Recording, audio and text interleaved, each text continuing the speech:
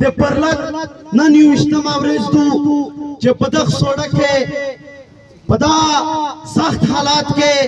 دلته د میش مشرون د میش سپین ږیري د میش علما د میش ځوانون دا نوستي ملګری میش د پاکستانه بمینه نه غوړي میش د پاکستانه خودکش جیکټ نه غوړي میش د پاکستانه دا نه ورته وایي چې موږ ته تمو کار وکړه چې زه د خلک ساري نه پرېږدو د میش آئیني قانوني حق دی آئین چې دغه پاکستان واکدارونه جوړ کړی دی یغې موږ ته چې څه حق رو دی دی نه ماني خو ملګری میش دا ورته وایي هر هغه قوت ته هر هغه واکدار ته هر هغه بدمعاش ته میش دا ورته وایي چې دا د میش آئیني قانوني حق دی ته چې څومره څه کړی چا وکړه ته چې څومره مې ستړی وای چې ستړی وکړه خو میش دا درته وایي چې تر هغه پوره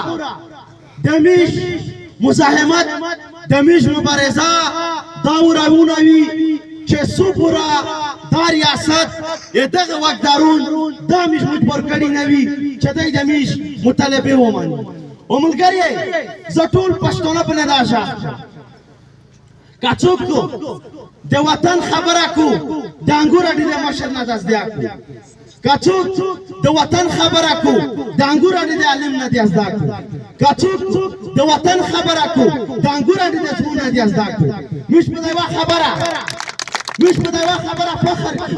چنن مش ټول کالم مې دی که مشر مې دی که ځوان مې دی ټول مش په یوه پیچې ورته ومیش فوج ته دا وایي دلته که دا نور ادارې دي دغه هیڅ واک نشته که سیول انتظامیاتو که دا نور بالوتو هیڅ واک نشته دلته زورور دلته بدمعاش دلته غونډه دا فوج دی میش فوج ته دا وایي چې ته یوه چوکیدور یې د مو د ملک چوکیدور یې د مو د کاروبار چوکیدور یې خو ته د بدقسمتۍ د وجې دلته مو ته بدمعاش جوړ شوی یې ته په دا ګریډ کې دا ته نه یرغلی چې ته په صابین اړیکه ته په شامپو اړیکه ته په میش اړیکه ته په ورځه اړیکه تو ډپټي دادو چې ته وطن وسوته خو ته دمره دلا یې دمره په پوره یې چې تو د خمرنګ مخې ته د یوه بریګیډیر سر کټ کوي او دغ پاته نه کوي د خمرنګ نوره د ځوانونو سري نه کټ کېږي هغې پاته نه کوي په انګوره ډکې هره ورځ د ټي ټي پي مومنټ کېږي ویډیو ښکاره کوې خو د هغې ته بندولې د تو سره هېڅ قوت نشته شرم دی تو ته شرم پکار دی چې ته په صابین په میاشت په ورځه په انټري د اړېدو دا فوج نه دی دا غونډاګر دي دا بدمعشون دي دا تک نغله ملګری زه خبره درته ختموم مشر نوستی علما دي په دغه یوه شعر باندې